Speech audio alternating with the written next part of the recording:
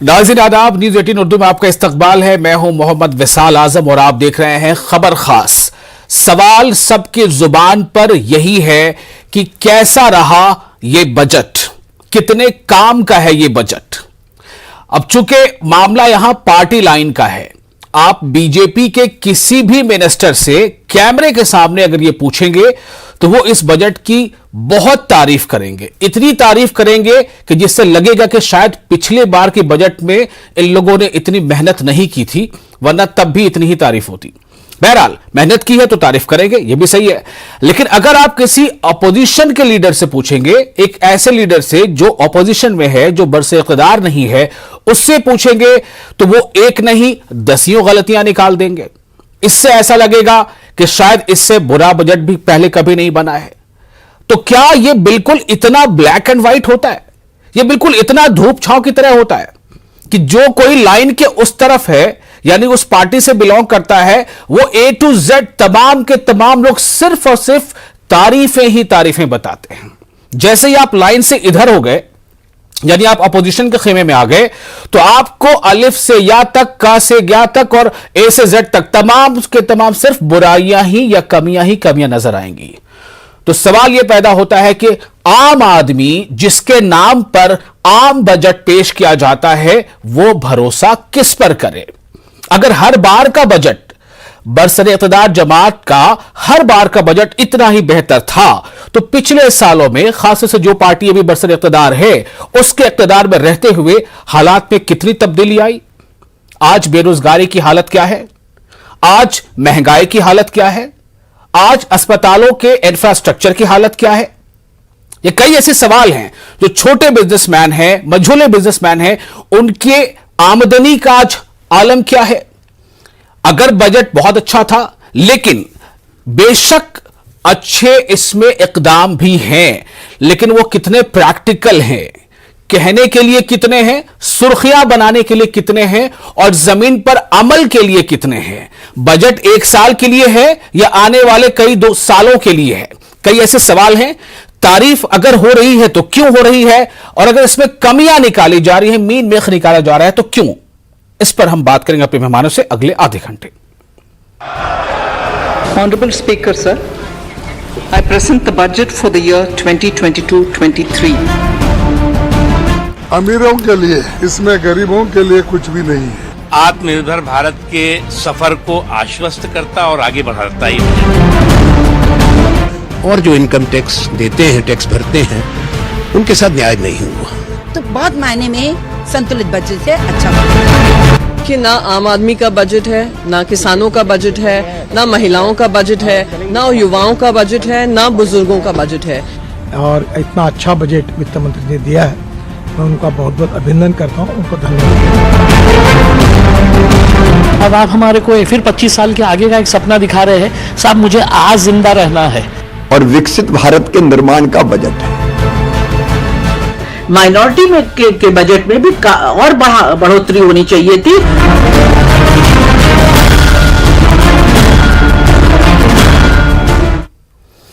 चलिए, एक मीडिया के नाते हमने अपना फर्ज अदा किया। हमने थोड़े थोड़े में सही, लेकिन लोगों की राय आपके सामने रख दी। ये वो लोग हैं जो हमारे लीडरान हैं, किसी न किसी पार्टी से बिलोंग करते हैं और इन्हें आवाम ने ही चुनकर भेजा होता है। तो इनकी राय क्या थी आपने इख्तिसार में सुन लिया है। अब हम आते हैं थोड़ी तफसील से इसके बारे में बातचीत करने के लिए। इसके लिए हमने कुछ खास मेहमानों को मदऊ किया है। हमारे साथ मौजूद है Abbas Haider, national spokesperson Samajwadi Party की, अब से कुछ देर में जुड़ेंगे। सुरेंद्र राजपूत, तर्जुमान कांग्रेस, आपका बहुत इस्तकबाल है न्यूज 18 उर्दू के इस खास शो में जिसका नाम है खबर खास। गुलरेज शेख, बीजेपी के तर्जुमान, हमारे साथ मौजूद हैं। आप सबका इस्तकबाल है। गुलरेज साहब, ऐसा क्यों है कि एक तरफ से जो बयान मैंने अभी सुनाया है, अगर आपके कानों तक वो आवाज पहुंची होगी, तो जितने भी बरसर इक़्तिदार जमात के लोग हैं सब उसकी तारीफें कर रहे हैं, और जितने भी ऐसे लीडरान हैं जो इक़्तिदार बनी है सब उसकी बुराई कर रहे हैं। आपने इस बजट को कैसे देखा?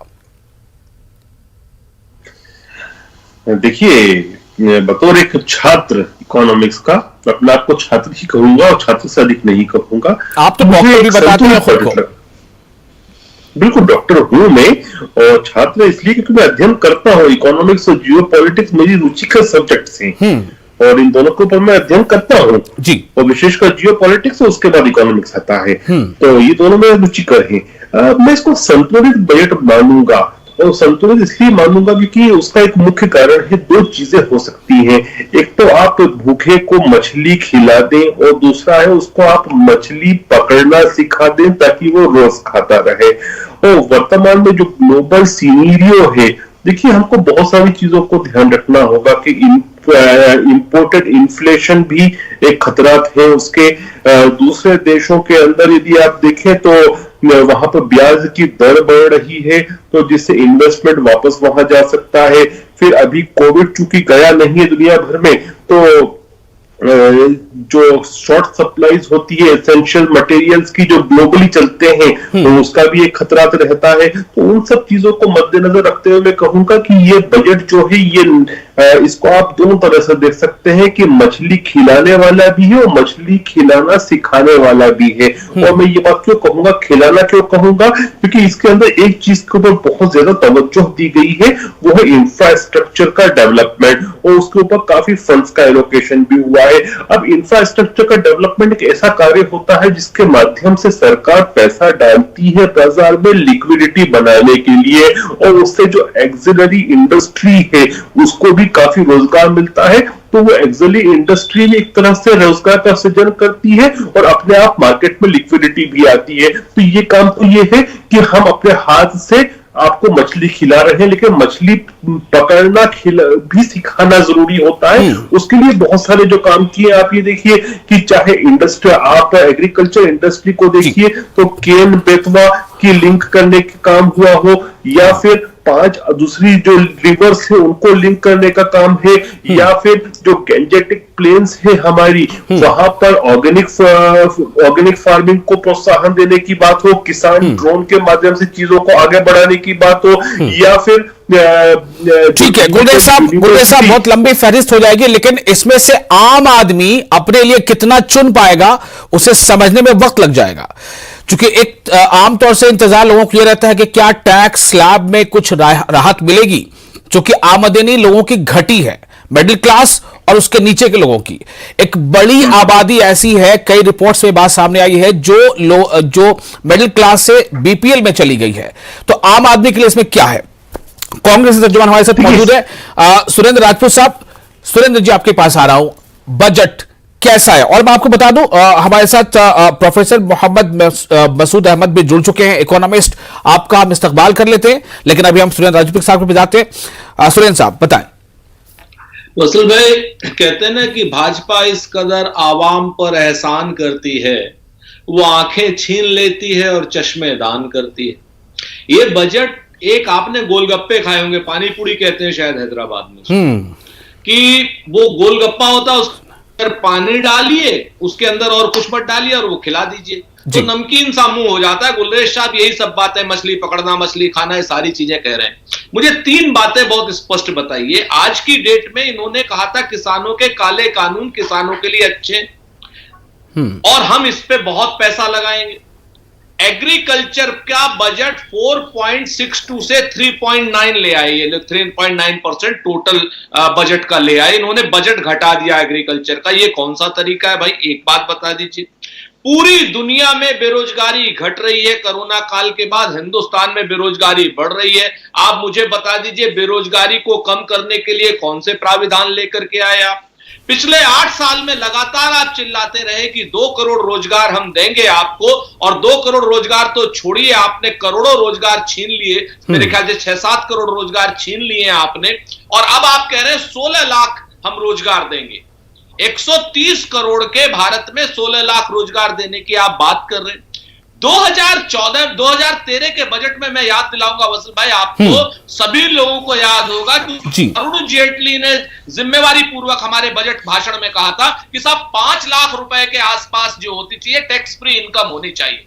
आज 2022 आ गया है, कम से कम 15 लाख रुपए टैक्स फ्री इनकम होनी चाहिए थी उसी हिसाब से, लेकिन आज इन्होंने एक नए पैसे का भी चेंज किया और 2.5 लाख रुपए है, और बाकी 5 लाख रुपए तक के कुछ ऑन बॉन्ड वगैरह करके थोड़ा सा जो है आपके सामने। सैलरीड क्लास एम्प्लॉय तो परेशान, किसान तो परेशान, नौजवान बेरोजगार तो परेशान। महंगाई से कोई राहत नहीं दी, एक्साइज ड्यूटी पेट्रोल की ना डीजल की कम नहीं की, वही जो हम लोग 3 रुपए 50 पैसे जो लेते थे कांग्रेस पार्टी, ये लोग 25 रुपए से ज्यादा ले रहे हैं। आज अगर कांग्रेस पार्टी की एक्साइज ड्यूटी डीजल पर कर दे वसल भाई, तो आप यकीन माने 25 रुपए लीटर डीजल कम हो जाएगा, महंगाई अपने आप कम हो जाएगी। ट्रांसपोर्टर्स के लिए अगर इन्होंने कोई काम किया हो तो आप मुझे बता दें। कह रहे साहब 25 साल बाद आत्मनिर्भर हो जाएगा। कहते हैं ना कि कौन जीता है तेरी जुल्फ के सर होने तक, और खाक हो जाएंगे हम तुझको खबर होने तक। क्या बात है सुरेंद्र राठौर साहब, पार्लियामेंट के अंदर इस तरह के आशार की कमी भी आज थोड़ी महसूस की गई है। बहरहाल चलिए आगे बढ़ते हैं। आपने बात अपने वाज़े अंदाज में कर दी है, बहुत इख्तिसार के साथ और ठोस अंदाज में। हमारे साथ जुड़ चुके हैं प्रोफेसर मोहम्मद मसूद अहमद साहब। मैं एक चीज बताना चाहूंगा कि मोदी हुकूमत के दूसरा जो टर्म है मरकज में सरकार का, उसका ये चौथा बजट है। इसका मतलब यह है कि पहले टर्म के सारे बजट, फिर इसका चौथा बजट, अभी भी अगर हम इसमें बहुत कुछ आगे के लिए एक अच्छी नींव रखते हैं तो अच्छी बात है, लेकिन पिछले बजट में हमने क्या ऐसा किया या उसमें हम नाकाम रह गए या कामयाब रहे कि वो नींव मजबूत नहीं हो पाई। बजट में जो इनकम टैक्स की दर है यानी स्लैब है, उसमें कोई तब्दीली नहीं हुई है। ठीक है कि वो स्लैब घटा भी नहीं है कि उससे आपको राहत मिले, या बढ़ भी नहीं गया है कि उससे आपको तकलीफ हो, लेकिन जो टैक्स पेयर्स है उन्हें राहत तो नहीं मिली, क्योंकि अक्सर वो इसकी उम्मीद करते हैं। मायूसी हाथ लगी है। इनकम टैक्स दरों में कोई बदलाव नहीं किया गया। इनकम टैक्स में कोई बदलाव नहीं होने से क्या हुआ है कि जो मिडिल क्लास जो लोग हैं, जो सैलरीड जो लोग हैं, जिन्हें सैलरी मिलती है महाना, उन्हें बड़ी उम्मीद रहती है, क्योंकि महंगाई जिस कदर बढ़ी है उससे और इनकम घटा है, तो उम्मीद थी कि शायद स्लैब में कुछ कमी आए। ये तो नहीं हो पाई। फिर भी मैं जानना चाहता हूं कि यह बजट कितना दूरअंदेश है। हमारे साथ प्रोफेसर मोहम्मद मसूद अहमद जुड़ चुके हैं, इकोनॉमिस्ट। जी, आपकी राय। जी जनाब, अस्सलाम वालेकुम नाजरीन एंड गुड इवनिंग। मैं प्रोफेसर मसूद अहमद, डायरेक्टर मेस्को हैदराबाद से बात कर रहा हूँ। हाजरीन, बात यह है कि जो हमारा जो बुनियादी पेशा है, हम तदरीस में हैं कि पिछले 30 ईयर्स से कॉर्पोरेट इकोनॉमिक्स और क्या है इकोनॉमिक्स नेशनल लेवल पे पढ़ाते हैं कॉलेजेस वगैरह में, पोस्ट ग्रेजुएशन में। तो हमारा एक बजट का देखने का अपना एक नजरिया होता है, इर्रेस्पेक्टिव ऑफ द पॉलिटिक्स वगैरह, वो कि आमतौर पे एक कन्वेंशन होता है कि रूलिंग गवर्नमेंट का मौकूफ अलग होता है, अपोजिशन का अलग होता है। क्योंकि हम प्रोफेसर लोग हैं तो हमारा जो मामला है पूरा वो आदादो शुमार, क्योंकि आप प्रोफेसर लोग हैं इसलिए हम ये उम्मीद करेंगे कि आप सच बताएंगे। जी, बात ये है कि देखिए, पहले बजट को जो देखते हैं हम लोग, आम आदमी के लिए जब समझाते हैं तो बजट का आउटले क्या है, आउटले साइज क्या है बजट का।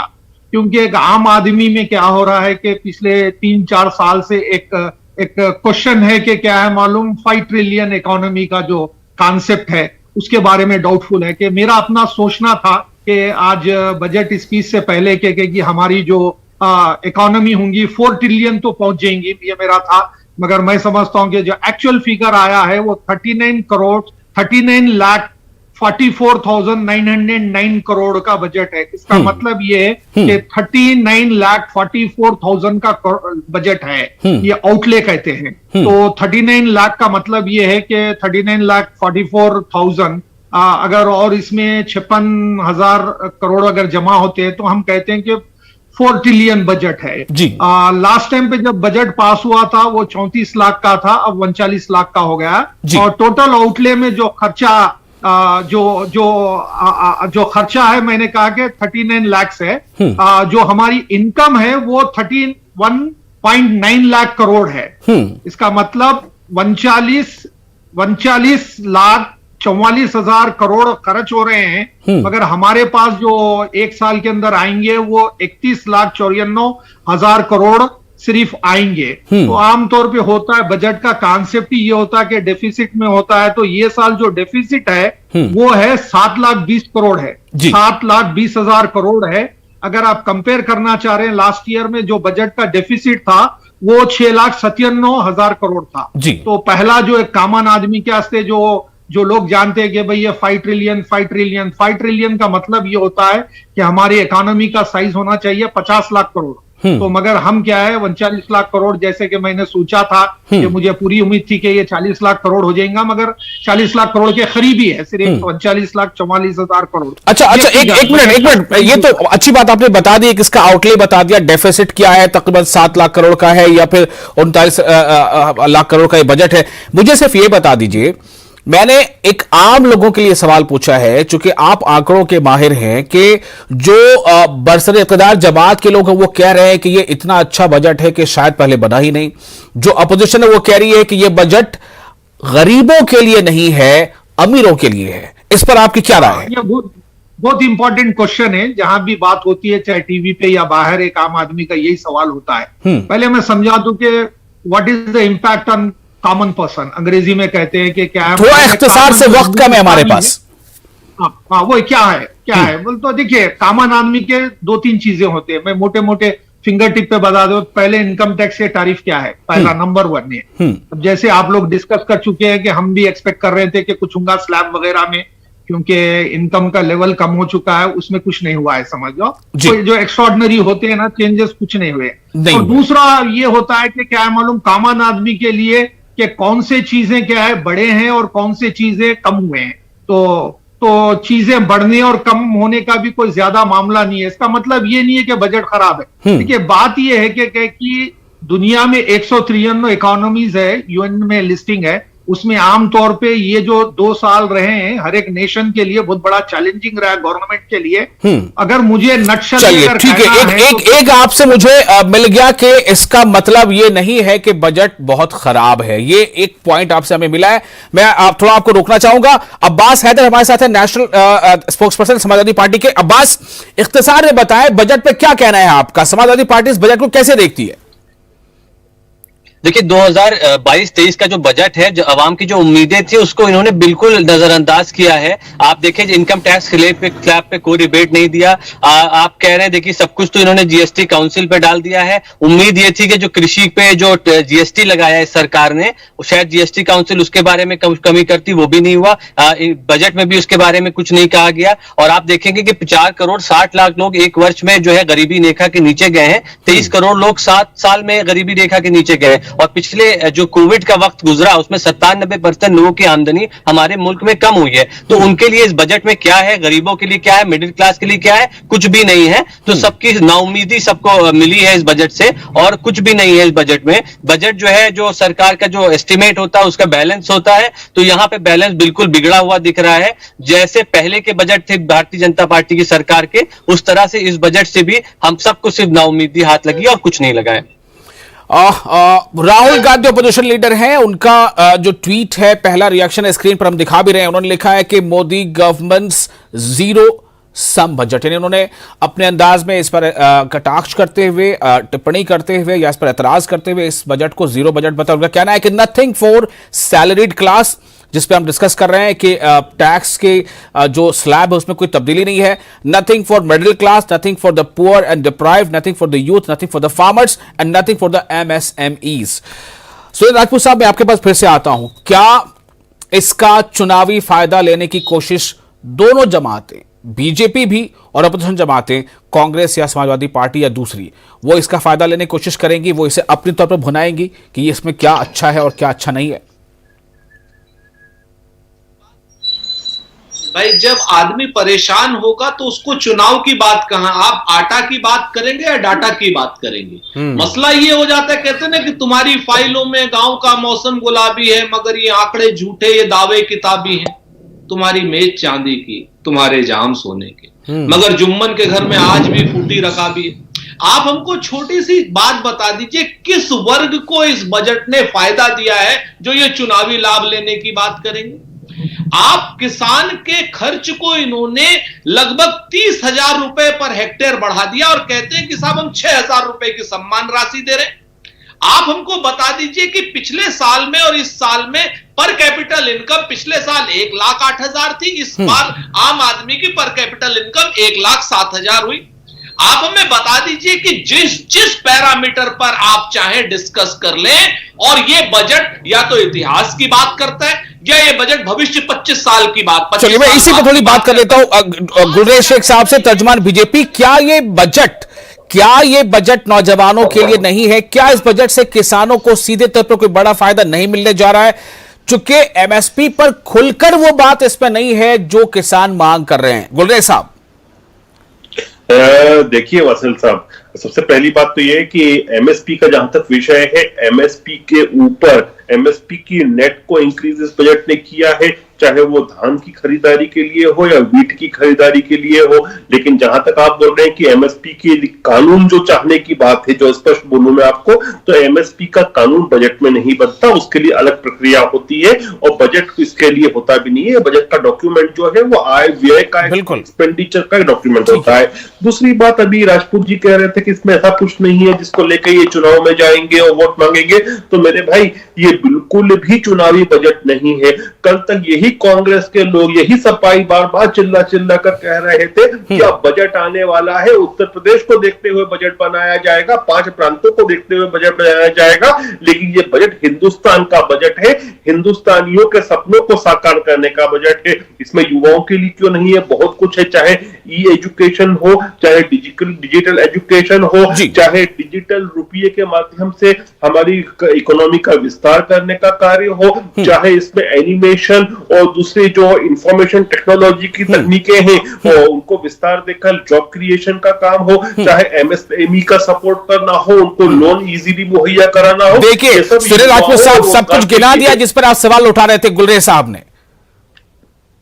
तो मैं आपसे कहता हूं ना कि आप अगर इस बजट को, गुलरेज साहब चूंकि इकोनॉमिक्स के प्रोफेसर हैं, डॉक्टर हैं, अगर पढ़ लेते तो भाई मेरे ये बात न कह पाते। कम से कम हिंदुस्तान के हक की बात कीजिए। हिंदुस्तानी 60 लाख एमएसएमई पिछले 1 साल में पूरे हिंदुस्तान में बंद हो गई। उन्हें लोन नहीं चाहिए क्योंकि लोन पे आप ब्याज लेते हैं। उन्हें आपसे मदद चाहिए, आप हेल्प चाहिए, हेल्प नहीं दे रहे हैं आप मेरी बात को समझिए। उस 60 लाख एमएसएमई में जो बंद हुई है उनमें लगभग हर एमएसएमई में अगर मिनिमम आप 10 आदमियों को भी कर दें तो 6 करोड़ लोग बेरोजगार हुए सिर्फ एमएसएमई से। उनकी जेब में पैसा चाहिए ताकि डिमांड जनरेट हो सके मार्केट में। जब डिमांड जनरेट होगी तभी डिमांड एंड सप्लाई चेन बनेगी, तभी लोगों का व्यापार ठीक होगा। डिमांड जनरेट हो। अब्बास हैदर, योर से कम टाइम में जरा जल्दी से कहिएगा।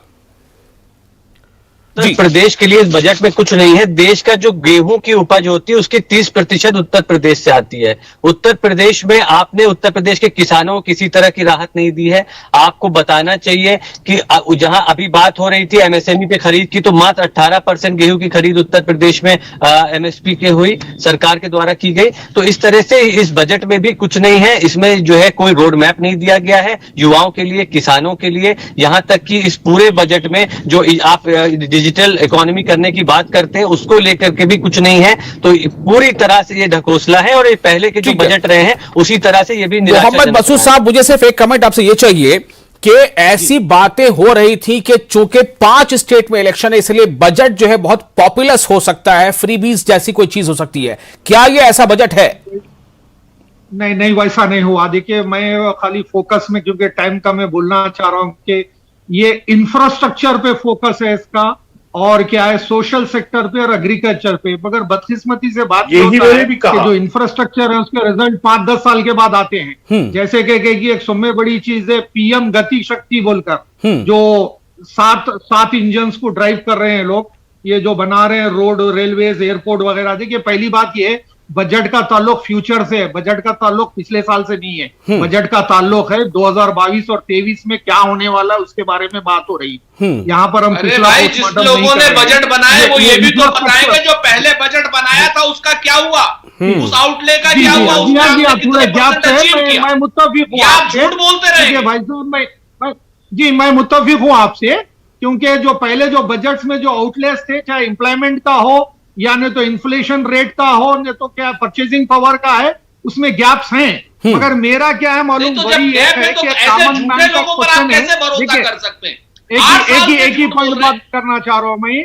देखिए बजट में कॉमन मैन कैसे किधर से आ रहा है और 1 रुपया किधर जा रहा है। जो 1 रुपया आ रहा है उसमें से 35 पैसे बोरोइंग में से आ रहे हैं, और 1 रुपया किधर जा रहा है उसमें से 20 पैसे इंटरेस्ट पे जा रहे हैं। मेरे जैसे आदमी के लिए ये एक जरा मसला है, कंसर्न का है कि क्या है, हम 1 रुपया जो आ रहा है 35 पैसे बोरोइंग्स में से आ रहे हैं, और 20 पैसे उसमें बड़ा जो एक्सपेंडिचर वो इंटरेस्ट पे जा चलिए, रहा है। बहुत शुक्रिया ये गुलरेज साहब। मैं माजरत चाहूंगा, आपके पास में वक्त नहीं आ सकता, वक्त की बेहद कमी रह गई। बहुत शुक्रिया। बजट इतना छोटा टॉपिक है भी नहीं कि उसको आप 20-22 मिनट में बहुत तमाम पहलू पर गौर और फिक्र कर लें, लेकिन हां, टैक्स स्लैब में कोई तब्दीली नहीं हुई है, आपको कुछ मिलने नहीं जा रहा है अगर आप नौकरी पेशा हैं। सीधे तौर पर गरीबों या किसानों को फिलहाल कुछ मिलने वाला नहीं, लेकिन हां, फ्यूचर का बजट जरूर है। अब आप फ्यूचर का इंतजार में हैं या हाल के बारे में सोच रहे हैं, यह आपको तय करना है। शुक्रिया।